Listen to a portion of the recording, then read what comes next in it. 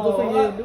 Baka sa kuryente. Sana nag-thank you ka man lang. Oo nga, grabe nga. Oo, attitude talaga na ngayong araw na yun eh. Napaka-ungrateful mo namang tao. Wala daw kasing pambayad ng ng bills. Ate ka. Kaya may mga anak mo problema. Ah. Nakikitira sila. Gunting nga rin. Pambayaan. May gunting nga.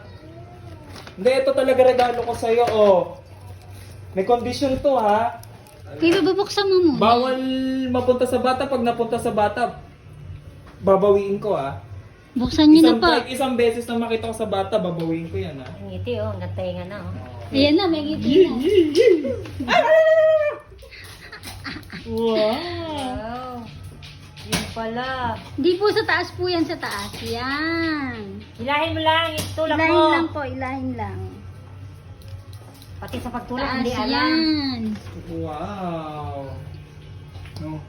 Ugutin niyo po, ugutin niyo po. Ah. Yan. Wow. Buksan, buksan. Buksan, ang tagal naman buksan eh. Excited na kami.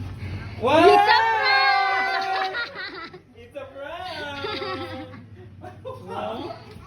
Yung pinta ng kanya, sigarilyo. Daddy, ito po. Oh. Yeah! Yeah! Happy birthday! Oh, Tago mo Oh, may condition po si Kurt Tanda mo dyan. ang kondisyon ko, ha? Pag Kahit isang beses lang na makita ko hawak ng bata, babawiin ko yan, ha? Bawal po. Kakantali na yung lolo nyo. Bawal pong pahiram po yan sa dahil dyan, kids.